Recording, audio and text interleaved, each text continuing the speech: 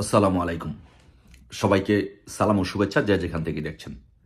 So বর্তমান পরিস্থিতিতে আমাদের বাংলাদেশের যেই একটা অস্থিতিশীল পরিস্থিতি চলছে, মানুষের জীবন জীবিকা এবং জানমাল নিয়ে মানুষ যে শঙ্কিত,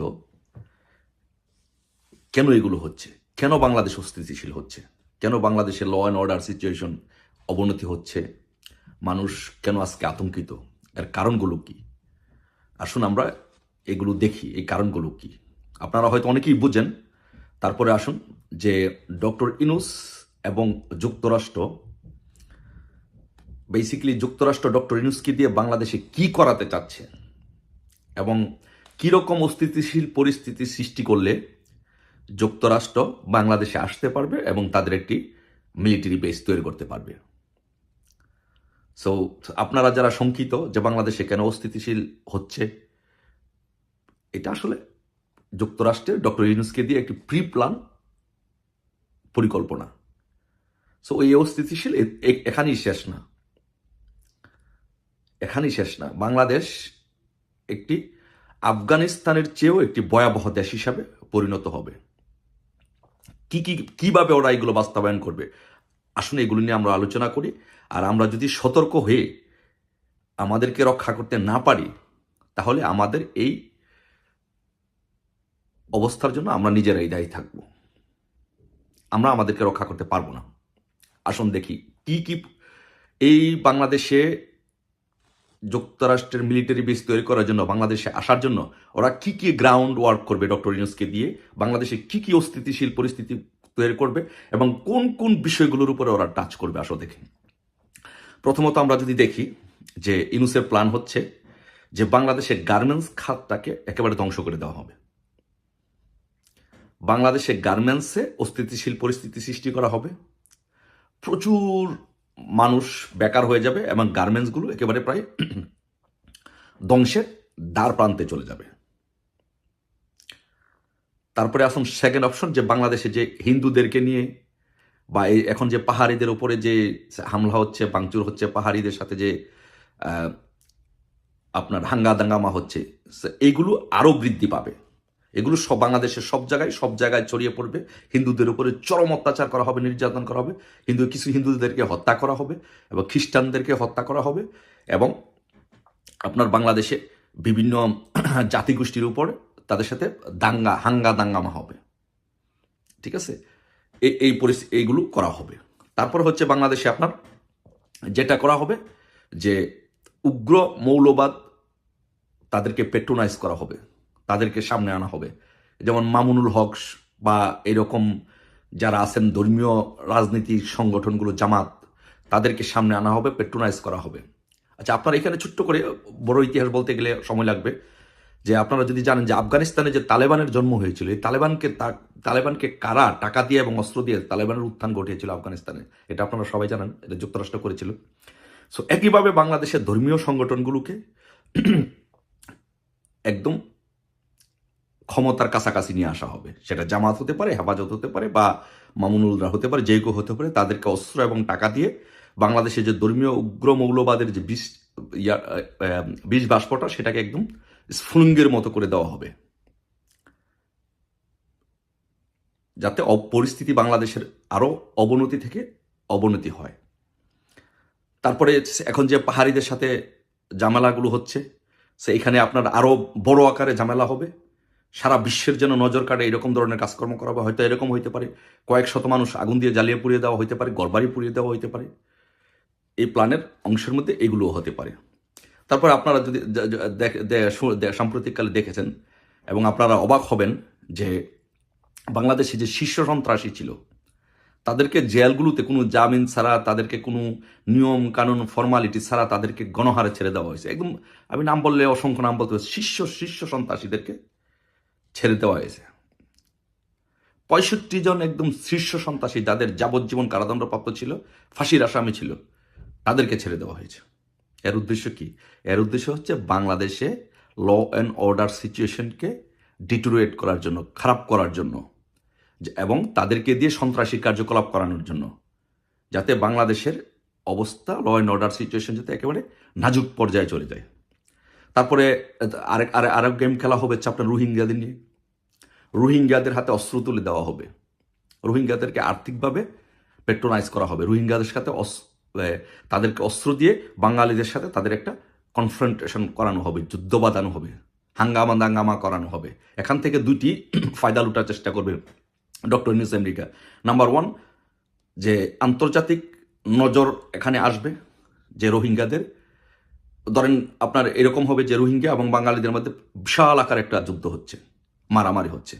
তখন এই মারামারিতে দেখা গেছে যেহেতু বাঙালি জনগোষ্ঠী বেশি এবং বাঙালিদের কাছে সেনাবাহিনী আছে, পুলিশ আছে, অস্ত্র আছে, ধরুন অনেক রোহিঙ্গা মেরে ফেললো।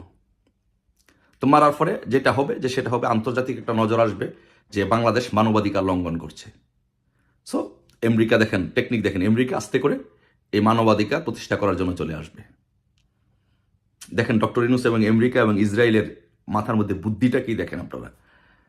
যেই ইউনূস ইসরায়েলকে 200 কোটি টাকা দিয়েছে গণহত্যা চালানোর জন্য ফিলিস্তিনে, সেই ইউনূস বাংলাদেশে আপনাদের শান্তি নিয়ে আসবে, সেই প্রত্যাশা আপনারা শেখ হাসিনাকে সরিয়েছেন। দেখেন আরও কি করে আপনারা এই যে ইউনিভার্সিটিগুলোতে, বিশ্ববিদ্যালয়গুলোতে লাশ পড়ছে, কয়জন? জাহাঙ্গীরনগর ইউনিভার্সিটিতে ছাত্রলীগের সাংগঠনিক সম্পাদককে পিটিয়ে হত্যা করা হয়েছে, ঢাকা ইউনিভার্সিটিকে তোফাজ্জলকে করা হয়েছে, তারপরে রাজশাহী ইউনিভার্সিটিতে ছাত্রলীগের আরেক নেতাকে করা হয়েছে। একটু আগে এখন খবর পাইলাম যে গানের তালে তালে চট্টগ্রামে একজনকে হত্যা করা হয়েছে। সো ধরেন 4 জন। বাংলাদেশে যদিও এরকম ঘটনা আর কখনো আগে হয় নাই, এতগুলো হত্যা একসাথে ইউনিভার্সিটিগুলোতে হয় নাই। তা এটা আমি মনে করি, আমার কাছে যদি বলেন, আমি মনে করি এটা কিছুই না। এর চেয়ে ভয়াবহ পরিস্থিতি অপেক্ষা করছে। বিশ্ববিদ্যালয়গুলোতে লাশ পড়বে, আপনার কোনো সন্তান নিরাপদ নয়। একদম অবস্থাটাকে একদম ডিটোরিয়েট করে এমন পর্যায়ে নিয়ে যাওয়া হবে যেন বাংলাদেশে মানবাধিকার প্রতিষ্ঠা করার জন্য যুক্তরাষ্ট্রে যেন FBI আসতে পারে, জাতিসংঘের প্রতিনিধি দল আসতে পারে, তারা আসে আস্তে আস্তে এখানে এই আমাদের সিচুয়েশনের সাথে কপ করবে, অ্যাডজাস্ট করবে। তারপরে আপনার যেটা হবে যে আপনার দেখবেন যে প্রচুর পরিমাণে বাংলাদেশে যুক্তরাষ্ট্র থেকে সাহায্য আসবে। আপনারা বলবেন যে মনে হয় যে আমেরিকার বাংলাদেশের আপন ভাই, ডক্টর ইউনূসের আপন ভাই হচ্ছে আমেরিকা, ডক্টর ইউনূস আমেরিকার সন্তান, এরকম মনে হবে যে সে ওইখান থেকে চাইলেই টাকা নিয়ে আসতেছে। ধরেন মনে করেন যে এই টাকা কিভাবে নিয়ে আসতেছে, আবার কিভাবে ফেরত দিবে জানেন? আপনাদেরকে বলি সহজ ভাষায়, আপনারা যারা একটু পড়াশোনা করেন জানেন, বুঝে আপনারা শুধু সার্চ দিবেন গুগলে লিখে DGDP, director general of defence purchase. এখানে সার্চ দিয়ে দেখবেন যে বাংলাদেশ এই অর্থ বছরে কত বিলিয়ন ডলারের অস্ত্র কিনবে, ওইখানে ওই ইয়াতে দেওয়া থাকে। দেখবেন যে ধরেন আমেরিকা যদি ধরেন আপনার দেখা গেছে কে 1 বিলিয়ন পাউন্ড সহায়তা দেয় বাংলাদেশে, ত্রাণ সহায়তা বা রেস্কিউ প্যাকেজ যাই বলেন দেয়, দেখবেন যে ওইখানে 10 বিলিয়ন পাউন্ডের অস্ত্র কিনতেছে যুক্তরাষ্ট্র থেকে। তার মানে হচ্ছে যুক্তরাষ্ট্রে আলটিমেটলি 9 বিলিয়ন পাউন্ড বিজনেস বেশি করতেছে এবং লাভ বেশি করতেছে। সো আপনাদের জনগণের কাছে শোনাবে এটা, কিন্তু জনগণ তার বাংলাদেশের director general of defence persons কি সেটা বোঝে না, এবং কত কোটি টাকার অস্ত্র কিনে এগুলো সম্পর্কে সচেতন নয়। সো এই হচ্ছে ওদের প্ল্যান, মিশন। তারপরে যখন এই অবস্থাগুলোর পরিপ্রেক্ষিতে যখন আপনার বাংলাদেশে একটা গৃহযুদ্ধ বেঁধে যাবে, অটোমেটিক্যালি বেঁধে যাবে। আপনার যখন রুটি রুজির ব্যবস্থা থাকবে না, আপনার যখন পরিবার নিরাপদ থাকবে না, আপনার যখন চাকরি থাকবে না, আপনার যখন জীবনের কোনো নিরাপত্তা থাকবে না, তখন অবশ্যই গৃহযুদ্ধ বেঁধে যাবে।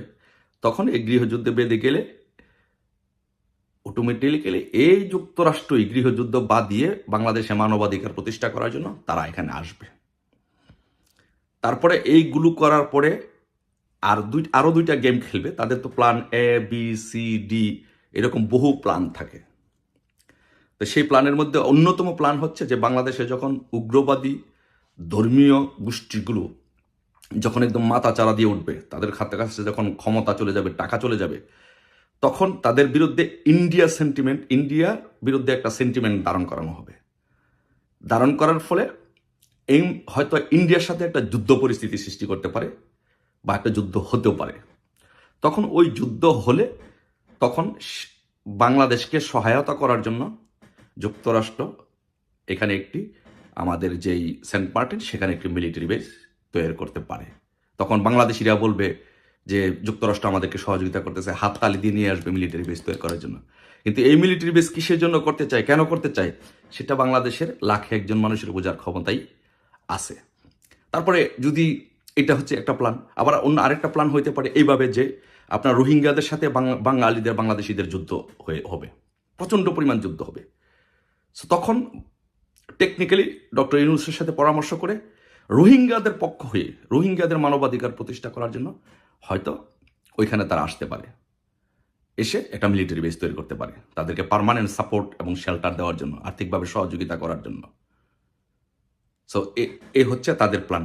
অথবা এরকম হইতে পারে যে এখন যে পাহাড়িদের সাথে যে দ্বন্দ্ব চলতেছে, হয়তো এখানে ব্যাপক নাশকতা হইতে পারে, অনেক পাহাড়ি মারা যেতে পারে, তখন তাদেরকে সহায়তা করার জন্য এবং এটার সাথে আরও অন্যান্য অনুষঙ্গগুলো অ্যাড করে তাদেরকে সহায়তা করার জন্য মানবাধিকার পর্যন্ত, যুক্তরাষ্ট্রের মানবাধিকার পর্যন্ত কাকে বলে, সেই মানবাধিকার প্রতিষ্ঠিত করতে এখানে চলে আসবে। এই হচ্ছে ডক্টর ইউনূস এবং যুক্তরাষ্ট্রের বাংলাদেশকে নিয়ে পরিকল্পনা। সো এই পরিকল্পনা বাস্তবায়নের জন্য ডক্টর ইউনূসকে, শেখ হাসিনাকে বাংলাদেশ থেকে উৎখাত করে ডক্টর ইউনূসকে বসিয়েছে। এখন আপনাদের সিদ্ধান্ত নিতে হবে যে আপনারা কি বাংলাদেশকে যুদ্ধের দিকে নিয়ে যাবেন,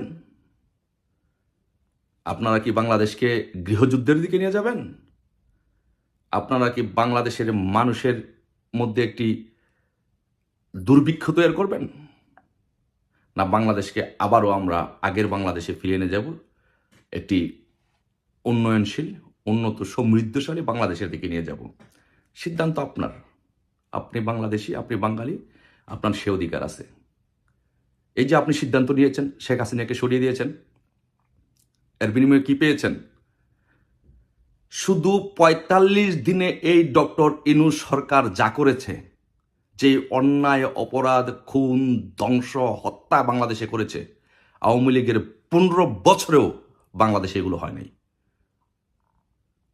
শুধু ৪৫ দিনে এই ডক্টর ইউনূস বাংলাদেশের যেই ক্ষতি করেছে, শুধু ৪৫ দিনে বাংলাদেশে যে ধ্বংস এবং হত্যাযজ্ঞ করেছে, শেখ হাসিনা সরকারের আপনার ১৫ বছরের সরকার আপনি পর্যালোচনা করেন, কম্পেয়ার করেন, এই ডক্টর ইউনূসের ৪৫ দিনের সমান হবে না। আপনি কি মনে করেন যে ডক্টর ইউনূস বাংলাদেশে কোনো আইনের শাসন প্রতিষ্ঠিত করতে চায়? কোনো দুর্নীতিবাজকে আপনি বলতে পারবেন বাংলাদেশে ৪৫ দিনে একজন দুর্নীতিবাজকে ধরা হয়েছে আপনি বলতে পারবেন? কোনো অপরাধীকে ধরা হয়েছে আপনি বলতে পারবেন? কোনো অপরাধীর বিরুদ্ধে ব্যবস্থা নেওয়া হয়েছে আপনি বলতে পারবেন? একজন অপরাধীর বিরুদ্ধে ব্যবস্থা নেওয়া হয়নি, একজন দুর্নীতিবাদের ব্যবস্থা নেওয়া হয় নাই। পক্ষান্তরে অপরাধীদেরকে জেল থেকে ছেড়ে দেওয়া হয়েছে, শীর্ষ সন্ত্রাসীদের জেল থেকে ছেড়ে দেওয়া হয়েছে, হিজবুত তাওহীদের জঙ্গি সংগঠনের প্রধানকে জেল থেকে ছেড়ে দেওয়া হয়েছে। আওয়ামী লীগ আমলে কি এগুলো হয়েছে? আওয়ামী লীগে আপনি দেখাইতে পারবেন যে কোনো বিশ্ববিদ্যালয়ে একই দিনে 2 জন ছাত্র মারা গেছে? দেখাইতে পারবেন যে বাংলাদেশের কোনো বড় বড় ফ্যাক্টরিতে আগুন দিয়ে জ্বালিয়ে পুড়ে দেওয়া হয়েছে? আপনি দেখাইতে পারবেন কোনো 5 তারকা হোটেলে আগুন দিয়ে জ্বালিয়ে পুড়ে দেওয়া হয়েছে? এই হচ্ছে ডক্টর ইউনূস এবং যুক্তরাষ্ট্রের বাংলাদেশকে নিয়ে মরণ কামড়। সেই মরণ কামড় থেকে যদি রক্ষা করতে চাই, একটাই পথ আমাদের, আবার শেখ হাসিনাকে ফিরিয়ে এনে তার সরকারকে পুনর্বহাল করে তার হাতে ক্ষমতা দিতে হবে। আরেকটি কথা বলতে চাই, শেষ কথা, মার চেয়ে যদি মাসি বা অন্য কেউ আপন হয়, তাহলে ধরে নেবেন সেটা রাক্ষস, সে মানা। আর বাংলাদেশেও যদি শেখ হাসিনার চাইতে বাংলাদেশকে কেউ বেশি ভালোবাসে কথা বলে, তাহলে মনে করবেন যে সে এখানে ভালোবাসে না, সে দেশ বিক্রি করতে আসছে। বুঝলে বুঝপাতা, না বুঝলে তেজপাতা। ধন্যবাদ সবাইকে। আসসালামু আলাইকুম। জয় বাংলা, জয় বঙ্গবন্ধু।